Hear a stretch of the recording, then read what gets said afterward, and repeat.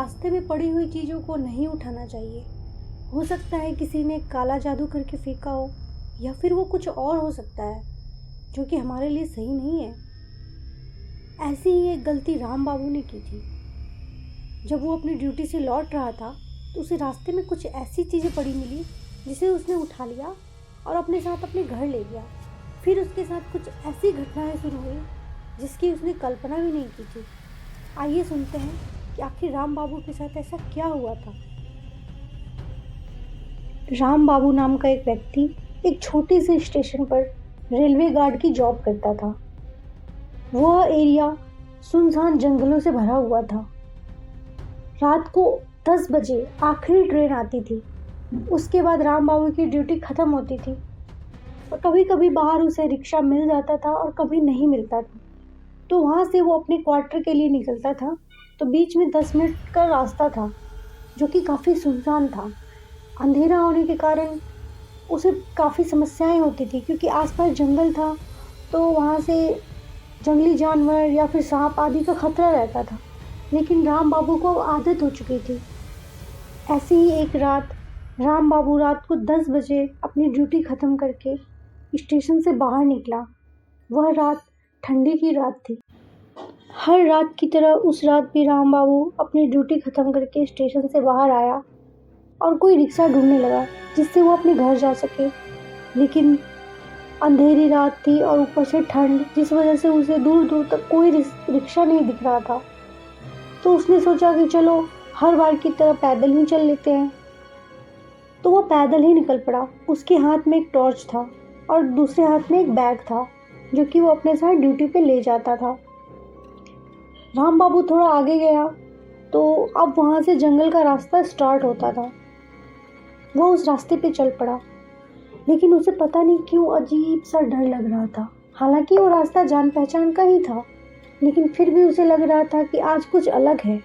आज कुछ ज़्यादा ही खामोशी है क्योंकि दूर दूर तक उसे कोई नहीं दिख रहा था और कहीं कहीं से सियार की आवाज़ भी आ रही थी। फिर भी वो चला ही जा रहा था क्योंकि घर तो उसे जाना ही था।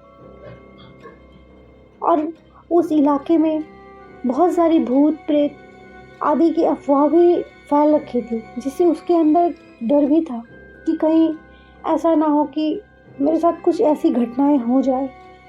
वो जा रहा था कि रास्ते में उसको एक पोटली दिखी। राम बाबू ने सोचा कि ये पोटली यहाँ पे गिरी हुई है, आसपास कोई है भी नहीं, पता नहीं इस पोटली में क्या होगा। यह सोच के उसने उस पोटली की तरफ अपना हाथ बढ़ाया, लेकिन फिर वो रुक गया। उसने सोचा कि ये रास्ता इतना, इससे पहले तो और भी लोग गए ही होंगे, आखिर उन्होंने क्यों नहीं उठाया है, या फिर राम बाबू के जाने से पहले कोई गया होगा जिससे ये पोटली गिर गई होगी।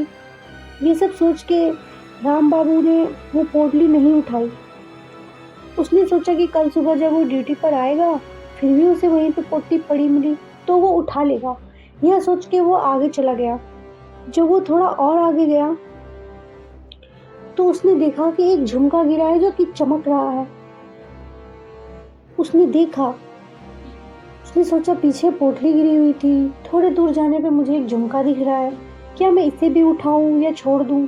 ये सोच के उसने वो भी छोड़ दिया।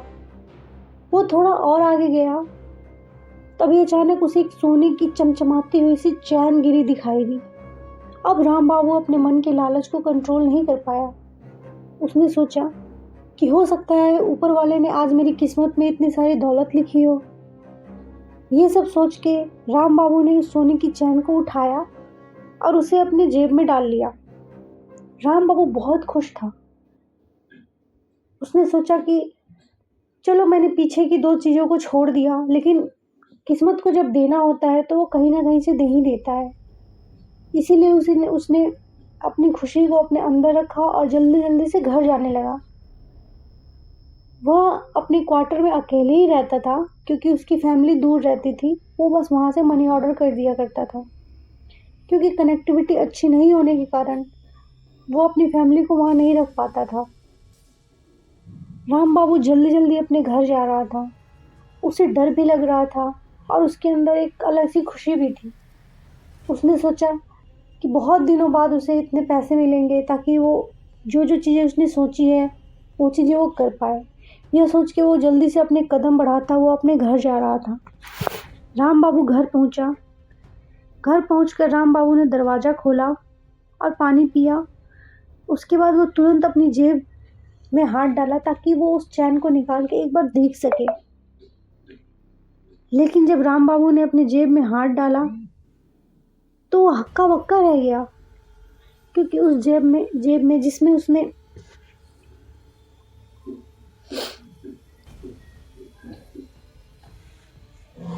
क्योंकि जिस जेब में उसने वो सोने का चैन रखा था उस जेब में एक पत्थर निकला। ये क्या हुआ उसके साथ? अब ये सब सोचते ही उसकी घबराहट और बढ़ गई। सर्दी की उस रात में उसके माथे से पसीना निकलने लगा। उसके दिल की धड़कन तेज हो गई। वो सोचा, क्या सच है ये? लोग बात करते हैं भूत प्रेत छलावे की, क्या ये सच है? क्या सच में कोई छलावा था? क्योंकि एक या दो बार नहीं, तीन तीन बार उसे ऐसा दिखा। अब तीसरी बार तो उसने वो उठा के अपनी जेब में रख लिया। या फिर कहीं रास्ते में गिर तो नहीं गया? ये सब सोच के राम बाबू बहुत घबरा गया। कुछ देर बाद वो लेट गया, पर उसके दिमाग में अभी भी वही बातें चल रही थी। वो बार बार अपनी जेब में हाथ डाल रहा था और चेक कर रहा था, शायद कहीं मिल जाए जो मैंने उठा के रखा था, वो सोने की चैन। लेकिन ऐसा कुछ नहीं था। कुछ देर बाद राम बाबू की आंख लगने वाली थी, लेकिन उसे एहसास हुआ कि कोई उसके छत पे चल रहा है। उसके पैरों की आहट सुनाई दे रही थी राम बाबू को। राम बाबू घबरा गया। वो उठा और वो अपनी छत की तरफ गया। वो डर भी रहा था कि कहीं कुछ हो ना। जब वो छत पे गया तो उसे कहीं कोई नहीं दिखा। फिर उसे ऐसा क्यों लग रहा था कि कोई छत पे चल रहा है। फिर थोड़ी देर बाद वो नीचे आया। जब वो नीचे आया तो उसकी आंखें फटी की फटी रह गई। ये क्या? उसके कमरे में वो पोटली थी, वो झुमका था और वही सोने की चैन पड़ी हुई थी। वो देख के राम बाबू बहुत घबरा गया। अरे, मैंने तो ये चीजें उठाई ही नहीं थी। राम बाबू की हालत खराब हो गई। उसे कुछ समझ नहीं आ रहा था। तभी अचानक जोर से राम बाबू का दरवाजा बंद हुआ। वो बहुत डर गया। उसने देखा, तभी किसी की हंसने की आवाज उसे सुनाई दी,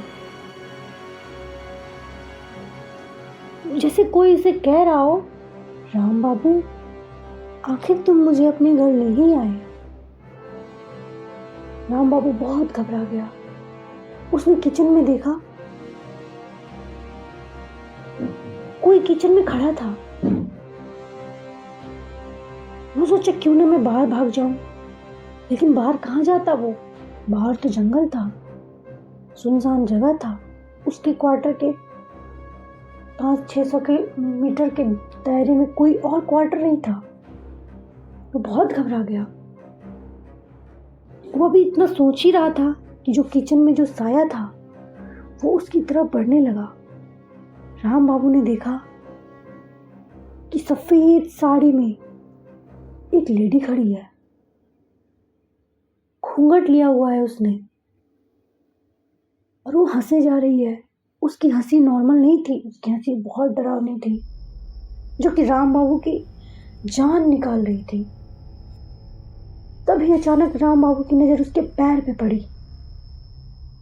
उसके पैरों से खून टपक रहा था और उसके पैर उल्टे थे।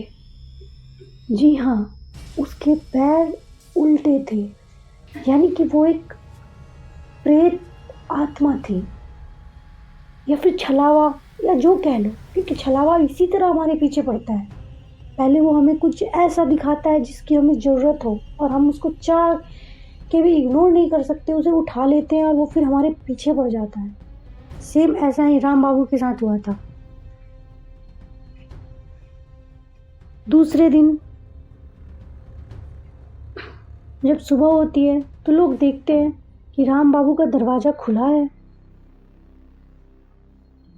लेकिन अंदर कोई नहीं है। जब लोग अंदर गए तो उन्होंने देखा सारा सामान इधर उधर बिखरा पड़ा है,